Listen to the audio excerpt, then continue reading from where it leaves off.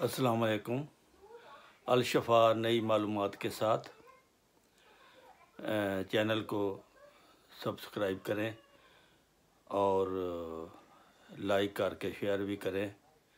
آپ کا بہت شکریہ۔ دیکھیں آگے کیا ہوتا ہے۔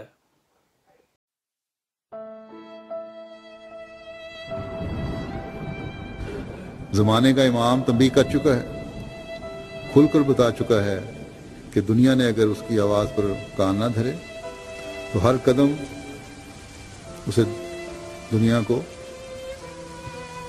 تباہی کی طرف لے جانے والا بنائے گا۔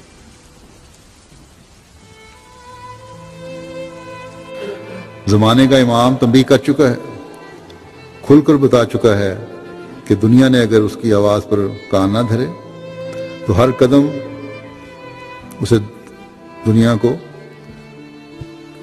تباہی کی طرف لے جانے والا بنائے گا، اور اس قدر موت ہوگی کہ خون کی نہریں چلیں گی۔ اس موت سے پرند چرند بھی باہر نہیں ہوں گے، اور زمین پر اس قدر سخت تباہی آئے گی کہ اس روز سے کہ انسان پیدا ہوا ایسی تباہی کبھی نہیں آئی ہوگی، اور اکثر مقامات زیر و زبر ہو جائیں گے کہ گویا ان میں کبھی آبادی نہ تھی، اور اس کے ساتھ اور بھی آفات زمین اور آسمان میں ہولناک صورت میں پیدا ہوں گی، یہاں تک کہ ہر ایک عقل مند کی نظر میں وہ باتیں غیر معمولی ہو جائیں گی، اور خیال اور فلسفہ کی کتابوں کے کسی صفحے پہ ان کا پتہ نہیں ملے گا۔ تب انسانوں میں اضطراب پیدا ہوگا کہ یہ کیا ہونے والا ہے، اور بتیرے نجات پائیں گے اور بتیرے ہلاک ہو جائیں گے۔ وہ دن نزدیک ہیں، بلکہ میں دیکھتا ہوں کہ دروازے پر ہیں، کہ دنیا ایک قیامت کا نظارہ دیکھے گی، اور نہ صرف زلزلے بلکہ اور بھی ڈرانے والی آفتیں ظاہر ہوں گی، کچھ آسمان سے اور کچھ زمین سے۔ یہ اس لیے کہ نوع انسان نے اپنے خدا کی پرستش چھوڑ دی ہے، اور تمام دل اور تمام ہمت اور تمام خیالات سے دنیا پر ہی گر گئے ہیں۔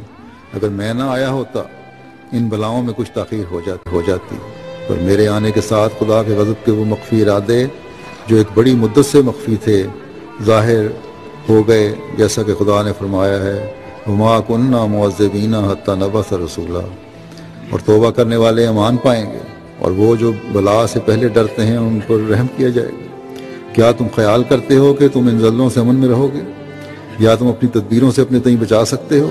ہرگز نہیں۔ انسانی کاموں کا اس دن خاتمہ ہوگا۔ یہ مت خیال کرو کہ امریکہ وغیرہ میں سخت زلزلے آئے اور تمہارا ملک ان سے محفوظ ہے۔